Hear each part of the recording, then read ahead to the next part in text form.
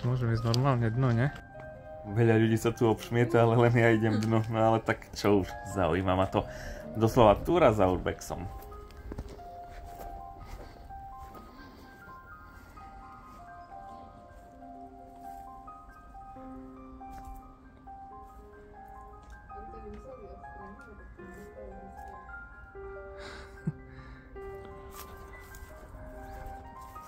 Takže nachádzam sa vraj v historickej starej lanovke v Tatranskej Lomnici.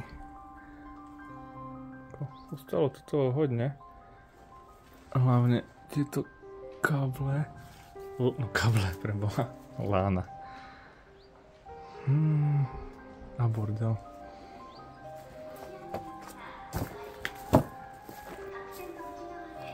No je stará kabinka. Nosnosť 1700 kg. Riadne.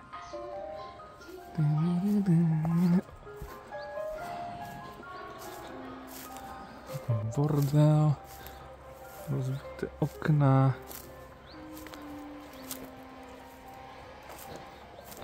Idem pozrieť tu. Ale dno sa asi dostať nedá nejakým normálnym spôsobom. A nejakým nenormálnym ísť nechcem, lebo je to tu také, že neviem, aby mi na čo nespadlo na hlavu. Ale ako škoda toho. Pekne to tu vyzerá. Tak to nechali schatrať. Musím zistiť ešte, že kde táto lanovka viedla, lebo ako kúsok ďalej je novšia a ide na to skalnaté pleso, tak možno aj táto tam išla. Teraz tam je taká sedačková. A tu boli také zjavne kabinkové, no. Neviem, či sa tady niekde dostanem. Zbytočne to len obchádzam a idem dole, sa budem musieť vrátiť. Sakra.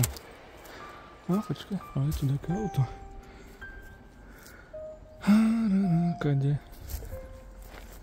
Snad tu nikto nie je. Že by mi zakázal tu byť. Natočíme sa to ešte spredu. Pekne to vyzerá. Škoda toho fakt. Zamrežované. No sa nedá ísť.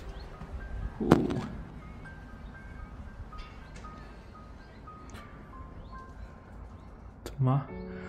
Fúka tu. Možno cez toto by som sa aj prepchal, ale no. OK, a ešte si to pozrieme z boku, z druhého boku.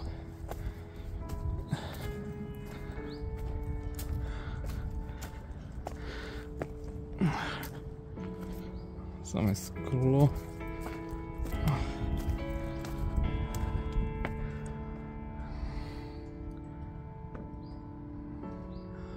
Opäť nič, iba tma, schody a chlad.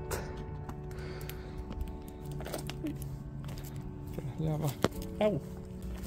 Prehľava ma stihla poprhlaviť. Nevadí, budem zdravý. Ako veľká stanica. Dosť veľká. No dobre. Ešte nakúkneme to. Si ja idem dno, som sa rozhodol stávať nejak tu vojdem a spravím nejaké zaujímavé fotky. OK.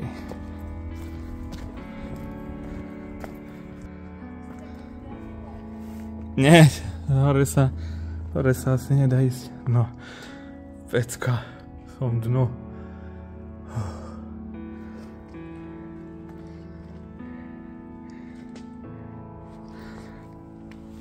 Veľký schod. Tu tak prišla lanovka. Žum. Tu tak vystúpili ľudia. A mohli ísť. Že toto niekto nezobere. Tie lána. To je normálne, hej. Také ocelové láno. Nie len také latkové. Ako sranda, že toto tu zamrežovali.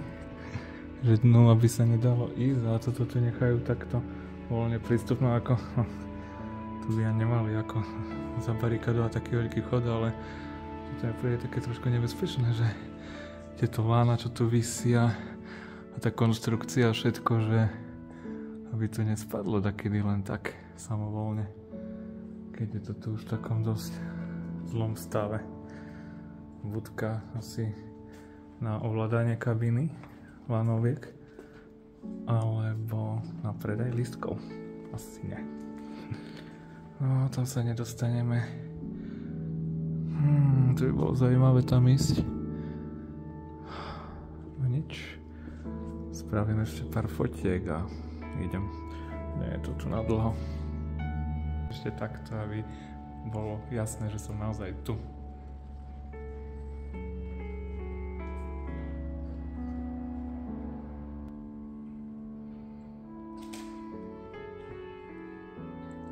Tu je to vlastne stará kabinka.